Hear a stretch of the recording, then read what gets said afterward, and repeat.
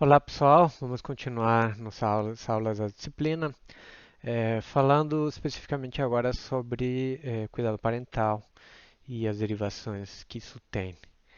Eh, Dentro do cuidado parental, então vamos falar como é que isso pode ser explicado através da assistência de alguns conflitos que ocorrem dentro dos grupos familiares, especificamente os conflitos reprodutivos que existem entre os pais, né? E os conflitos reprodutivos que existem entre irmãos, e por último, conflitos reprodutivos que existem entre pais e filhos. Então, se vocês lembram da sua disciplina de Ecologia 1 sobre história de vida, vocês vão lembrar de que existem balanços conflitantes entre diferentes aspectos da história de vida de um organismo, né? Os organismos eles podem investir os recursos que têm disponíveis para a reprodução em diferentes aspectos dentro dessa história de vida, mas eles não conseguem investir em tudo ao mesmo tempo. Eles devem escolher, de certa forma, em qual deles vão investir e isso vai trazer como custo, então, que eles não vão poder investir em todos os outros. Então, desses níveis que pode ser considerado é investir na sobrevivência dos filhotes, especificamente através do que a gente chama de cuidado parental, de cuidar dessa prole, de garantir que cada um dos indivíduos da sua prole vai para frente ao longo do processo de desenvolvimento. Isso vai então nos levar então a questionamento por que pode valer a pena cuidar dessa prole, ou então em que situações vai valer a pena e em quais situações pode não valer a pena cuidar dessa prole. Então, o Trivers ele já encarou essa pergunta lá desde 1972 e ele partiu então definindo que cuidado parental poderia ser qualquer tipo de investimento em tempo, energia ou risco, né, risco que os parentais estejam dispostos a correr, né, em termos de proteção, ou então na sobrevivência da prole. Isso significa que o cuidado parental não é só, então, permanecer tempo junto com as crias, senão, então também a quantidade de recurso que é investido nela, os locais onde são deixados os ovos, a escolha desses locais, o tempo investido nisso, o tempo investido na procura de alimento, o risco que os parentais se envolvem, o risco que isso convém para a sobrevivência do parental e, portanto, a reprodução futura, né? Tudo isso faz parte, então, do que nós estamos chamando de cuidado parental. Nesse sentido, então, podemos ter uma espécie de gradiente em que temos desde praticamente nenhum ou muito pouco cuidado parental, como poderíamos ter esses ovos de um percevejo colocados numa folha, que aparentemente não tem nenhum cuidado parental, mas que, na verdade, podemos imaginar aqui que temos um investimento mínimo de recurso para o desenvolvimento do ovo e uma escolha por parte da fêmea com certa precisão de em que parte da folha e em que tipo de folha ele iria colocar, né? Até no outro extremo do gradiente, então o caso que vamos chamar de matrilofagia, em algumas espécies como essa aranha, né, Stegodiphyus, em que a fêmea ela fica cuidando das zootecas e quando as aranhas pequenininhas nascem, elas podem então se alimentar do próprio corpo da mãe que se encontra ali às vezes ainda viva, né? Então, o Trivers, ele organizava a questão do cuidado parental do ponto de vista, então, dos modelos ótimos que tínhamos pensado, que tínhamos observado anteriormente. E o que o Trivers levantava é que deve, então, existir uma maximização na reprodução leva em consideração os limites energéticos da espécie, né? Então, se temos aqui a quantidade de aptidão, né, que se representa isso para os pais, temos a quantidade de investimento que o parental vai fazer, né? E aqui temos então um benefício em termos de benefício para os filhotes, de quanto os filhotes vão ter, vão se desenvolver bem, e aqui o custo que representa para os pais, então, investir em cada um dos filhotes. Então, quando o investimento por filhote fica muito grande, então isso vai crescendo muito rapidamente, né? Até o momento que fica insustentável, mas o benefício ele vai chegando no limiar. Então existe um ponto máximo de separação dessas duas retas que determinaria qual que seria o quantidade ótima de investimento que uma espécie deveria fazer em termos de cuidado parental. É claro que essa quantidade ótima ela vai depender então das características, das condições específicas em que a espécie se encontra, das características do ambiente e da quantidade de recursos disponíveis, né? Mas o que esse tipo de modelo nos diz é que os organismos vão balancear o investimento que eles vão fazer, tomando em consideração o benefício dos seus filhotes, mas também o custo que representa para eles. Então, esse compromisso que estamos vendo entre o quanto o cuidado parental está sendo feito e a quantidade de filhotes que pode ser produzido, eles fica bem claro quando comparamos as estratégias reprodutivas K e R, que de novo vocês devem ter visto na ecologia de populações. Então, nesses casos, o que temos aqui nos organismos de estratégia K, encontramos com muita frequência um alto investimento em cuidado parental. São organismos de vida longa que deixam pouca descendência, mas como eles investem bastante em cuidado parental, cada um desses filhotes ele tem uma chance proporcional bastante grande de sobreviver até adulto. Já um organismo de estratégia R tem tipicamente vidas mais curtas, uma descendência com uma alta fecundidade, mas cada um dos filhotes eles têm uma chance per capita de sobrevivência bem maior, porque o cuidado parental aqui é mínimo, né? Então, ambas estratégias elas são extremos, né, dentro do que se entende por oferecimento de cuidado parental, mas em ambos os casos pode ocorrer então um alto sucesso reprodutivo. Não temos uma estratégia como sendo melhor que a outra.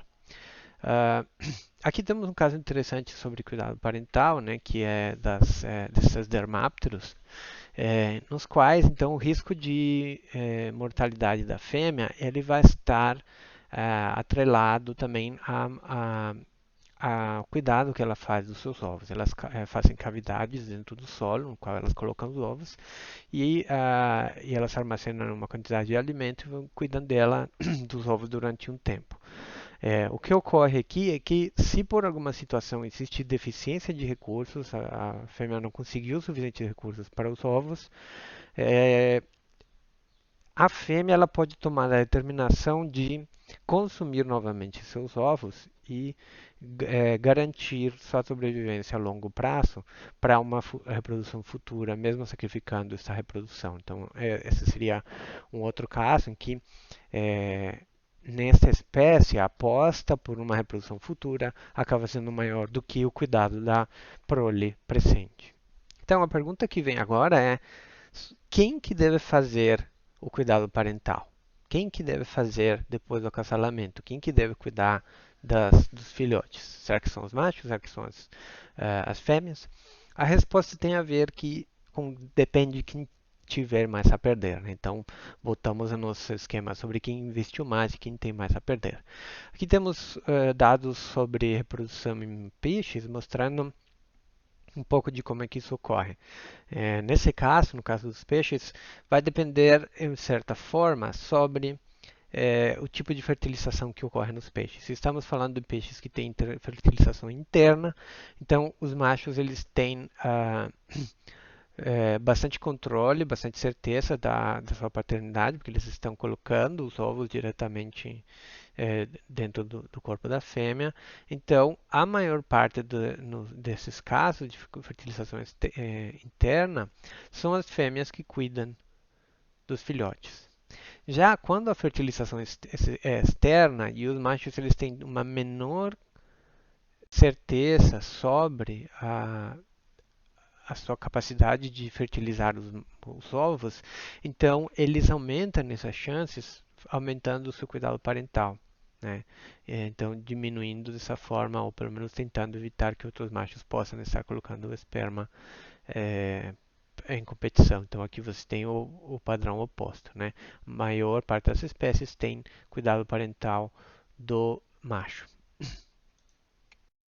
Então, Porém, então, como vimos, o padrão geral que a gente sempre encontra é que as fêmeas, elas vão, se elas acasalarem com vários machos, os machos não teriam muita vantagem em cuidar da sua prole, que pode ser de outros. Então, em geral, os machos vão tender a continuar acasalando com mais fêmeas. Agora, se os melhores machos monopolizam as fêmeas, se eles conseguem monopolizar as fêmeas, esses machos vão ter um alto sucesso, mesmo que não cuidem da prole. Esse é basicamente o padrão geral que a gente tem na maioria dos casos. Então, teríamos uma divisão entre qualidade e quantidade em termos da estratégia que está sendo utilizada na reprodução, né? Então, nesse caso desse peixe aqui, que é chamado peixe São Peter, né? É, o que temos é que tanto o macho como a fêmea, eles podem cuidar dos filhotes, eles cuidam dentro da cavidade bucal durante um bom tempo do desenvolvimento, e isso vai depender, foi demonstrado aqui nesse experimento, da quantidade, da proporção que tiver de machos e fêmeas no ambiente. Então, aqui temos nesse experimento, no primeiro gráfico, temos três tratamentos, nos quais temos um controle, ou seja, a mesma quantidade de machos e de fêmeas, uma maior quantidade de machos no ambiente e uma maior quantidade de fêmeas no ambiente. E nessa situação, então, do ponto de vista dos machos, os machos eles vão cuidar com maior frequência, seja quando a quantidade de fêmeas é igual ou quando tem mais machos no ambiente, mostrando então que é mais vantajoso aqui cuidar dos filhotes, porque tem uma quantidade, uma competição muito maior por parte dos outros machos no ambiente. Já quando existe uma alta quantidade de fêmeas, então a pressão dessa competição por outros machos diminui e, portanto, diminui também a quantidade de indivíduos machos que fazem cuidado parental. Já com as fêmeas é o oposto, né? Então, é, as fêmeas elas vão cuidar quase todos os casos, quando temos condição controle, quando temos excesso de fêmeas, então se mantém também um padrão de cuidado principalmente pelas fêmeas, poucas fêmeas desertam. Já quando os machos estão em excesso, então compensa para a fêmea gastar seu tempo acasalando com outros machos e não necessariamente cuidando de uma prole só. Por isso você tem então uma maior quantidade de fêmeas que desertam, né? Ah, em muitos dos mamíferos, como vocês talvez tenham visto, são as fêmeas que cuidam dos filhotes, que fazem um cuidado parental. Mas em alguns casos também esse cuidado pode ser compartilhado por machos e por fêmeas. Isso pode ser devido justamente às chances que a prole vai ter de sobrevivência caso o macho consiga ou não consiga fazer o cuidado parental. Então, por exemplo, nessa espécie de ratinho foi demonstrado que quando ambos, tanto o macho como a fêmea, conseguem estar cuidando da prole, então o número de filhotes que sobrevive é alto. Agora, quando um dos dois não está presente, quando somente o macho está presente ou somente a fêmea está presente, quando o macho está presente, quando a fêmea está ausente, então essa sobrevivência ela é diminuída, né? Então, o macho estando ausente do ninho faz com que a quantidade de filhotes diminua, né? Então, não é que é impossível para a fêmea criar filhotes sozinha, mas a quantidade de filhotes vai diminuir. Então, do ponto de vista do macho, é mais vantajoso ele ficar e ajudar a cuidar dos filhotes, porque ele vai ter uma maior quantidade de descendência do que se ele saísse a fundar uma nova colônia. Em certas condições particulares, também para os machos pode ser vantajoso cuidar da prole, como por exemplo no caso das baratas d'água, né? Nesses casos, as fêmeas colocam os ovos diretamente nas costas dos machos, e isso é feito porque esses ovos eles precisam de grande quantidade de oxigenação, né? E essa oxigenação ela tem que ser feita continuamente em correntes de água limpas, né? Então, os machos garantem isso ao se movimentarem em diferentes lugares dentro da corrente da água dos rios em que eles vivem. Então, os machos garantem a sobrevivência da prole e podem atrair as fêmeas fazendo isso. Então, às vezes eles têm ovos de várias fêmeas que estão sendo colocados nas costas dele, né? Ah, o custo de colocar os ovos é muito alto para as fêmeas. A fêmea investe muita energia em colocar os ovos, né? E o custo relativo para os machos de cuidar destes filhotes pode não ser tão alto. Porém, se o macho não cuidasse dos filhotes, provavelmente esses ovos iriam morrer por falta de oxigenação, já que as fêmeas não conseguiriam fazer isso sozinhas, né? Ok, então agora vamos falar um pouco sobre como que ocorrem os conflitos entre irmãos e como que isso afeta o cuidado, cuidados parentais. Então, quando você tem um grupo familiar, como o grupo familiar de passarinhos que temos aqui na imagem, o que temos então são indivíduos que compartilham uma proporção de material genético, né? Então, o pai compartilha com seus filhotes aproximadamente 50% com cada um deles, né? Esses filhotes, se eles se desenvolverem ao longo do tempo, né? Então, eles vão ter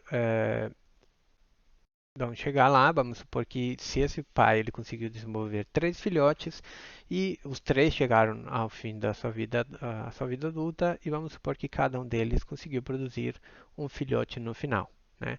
Então, a gente pode calcular a aptidão desse adulto, desse pai original do primeira geração, a partir da quantidade de netos que ele criou, que no caso é 3 netos, e da similaridade que ele tem com cada um dos seus netos, que no caso seria 0,5 vezes 0,5, né? 0,25 com cada um dos seus netos, né?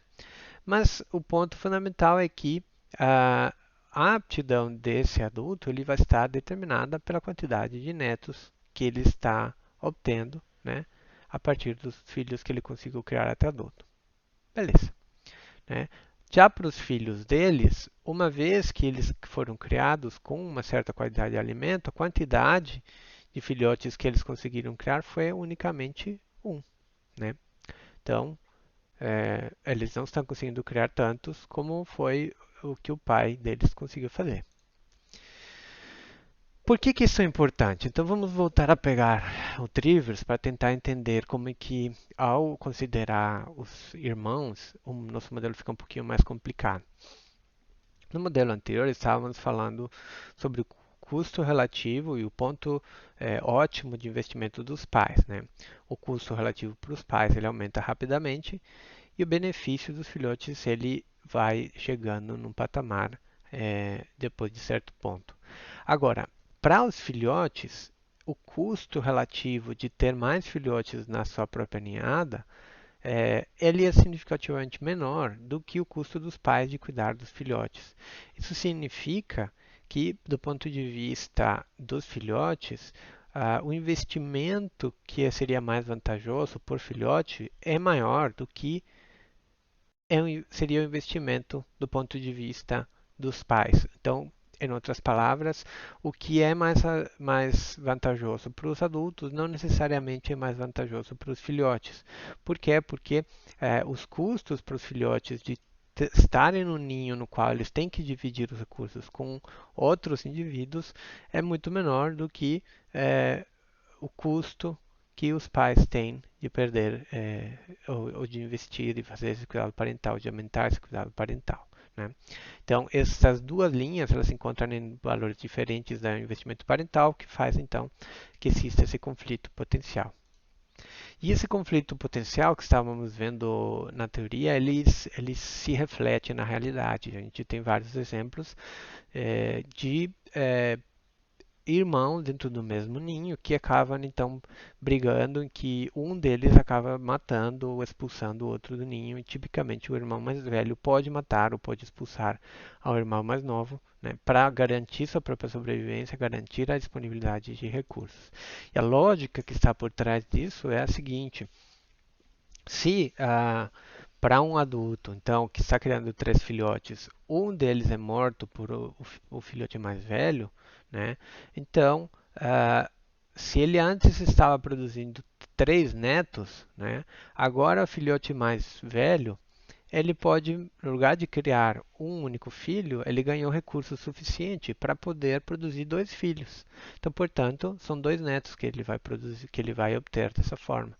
Se o filhote do meio ganha ainda um, então podemos ter uma conta ainda razoável. Se os 2 filhotes do meio morreram, só sobrou um, então os pais eles perdem 33% da redução da aptidão, mas o filho ele ganhou 100% na aptidão, se ele duplicou a sua aptidão com relação à condição anterior, né? Então, nessa situação, os pais estão perdendo a aptidão à custa de aumento de aptidão dos seus filhos. Então, nessa situação, quando é vantajoso, pode ser que os pais regulem e tentem evitar que existam esses conflitos entre irmãos, né? E muitas vezes isso é feito colocando os ovos mais ou menos ao mesmo tempo para evitar diferenças de idade.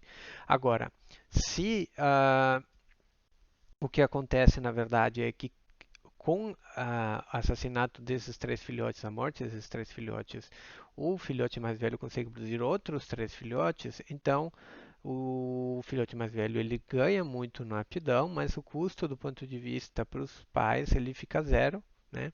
Porque está tendo 3 netos do mesmo jeito. Então, nesses casos, os pais adultos eles podem simplesmente ignorar esse tipo de conflitos, às vezes até incentivar esses conflitos, porque podem até aumentar a sua aptidão, né? Então, isso nos leva ao que a gente está chamando de conflito entre pais e filhos, conflitos reprodutivos entre pais e filhos, como é o caso deste besourinho aqui, que se alimenta de carcaça e eles cuidam, os adultos eles cuidam das larvas até bastante tempo, né? E essas larvas, então, elas são alimentadas diretamente pelas fêmeas, né? E as fêmeas, elas têm uma preferência de alimentar as larvas mais velhas, né? Então, você pode ver que o desenvolvimento das larvas mais velhas é muito mais rápido do que as larvas mais jovens, né? Principalmente quando a fêmea está presente. Quando a fêmea não está presente, então esse desenvolvimento tende a igualar-se.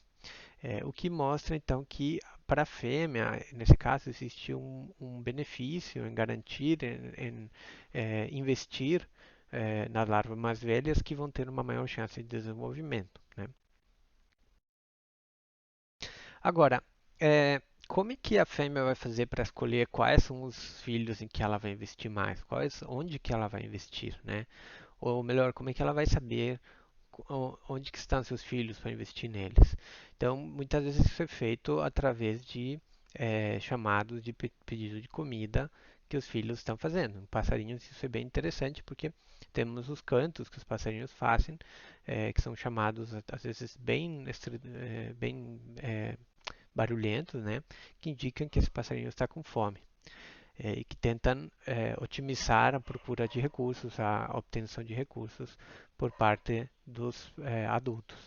Então, a intensidade dos chamados e muitas vezes a intensidade e a cor do bico são sinais de que esse passarinho se encontra com fome e são os sinais que produzem, o que muda no comportamento dos adultos para não só ir procurar comida, mas também regurgitar essa comida quando se encontram em contato com os filhotes. Então, estaríamos chamando de um sinal honesto, porque significaria que está passando informação de que esse organismo está com fome, né?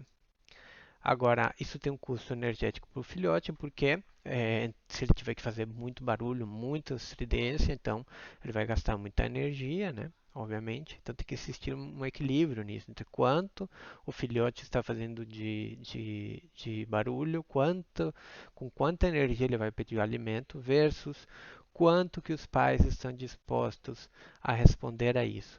Então, o que os pesquisadores têm encontrado é que existe um balanço entre essas duas coisas e a quantidade dentre os chamados que acaba sendo mais vantajoso são as quantidades intermediárias. Nesse caso temos aqui o crescimento dos filhotes como por parte da alimentação e aqui no eixo X temos então a diferença na intensidade dos chamados entre o filhote, né, e o que seria esperado para um filhote de canário no mesmo local em que ele se criou, né? Então, se ele está com filhotes que foram criados, que são provenientes de outros lugares e têm uma intensidade de canto muito menor do que ele seria esperado para ele, então ele traz muito menos comida do que esperado e os filhotes acabam sendo menores. Se ele está com filhotes que têm uma intensidade muito grande, ele também não responde de forma ótima e esses filhotes acabam não tendo um peso ótimo. Então tem que ter uma comunicação correta de que essa intensidade, essa intensidade desse sinal seja correta para que isso desencadeie o comportamento dos adultos, né? E esses sinais eles são importantíssimos porque eles não só vão permitir saber se o filhote está com fome, mas também reconhecer, saber qual que é o filhote que ele tem que alimentar. Isso vai ser importantíssimo para espécies que vivem em comunidades, né, muito grandes, em que por exemplo, a codificação dos chamados, que é feita através de sinais sonoros, pode ser muito mais complexo quando as colônias são muito gigantescas. Então, quando essas colônias são muito grandes, você pode ter uma grande complexidade nos sinais versus quando temos casais que vivem individuais, onde os chamados de alimentação são bem simplificados. Agora, isso também está relacionado com o risco que sempre existe de o que a gente chama de parasitismo de postura, que já falamos um pouco em casos anteriores, né? Então, os sinais de reconhecimento da prole, como no caso das aves, mas aqui também em inseto, que temos vários insetos que são especializados em parasitar a prole, né? Como em formigas, aqui temos uma larva de lepidóptero que é especializada em se fazer passar por larvas de formigas e faz com que as formigas alimentem essa larva de lepidóptero como se fosse larva delas, né? Ela faz isso enganando os sinais de reconhecimento químico da formiga e fazendo então um sinal desonesto, fazendo com que a formiga alimente um indivíduo que não pertence à sua própria espécie.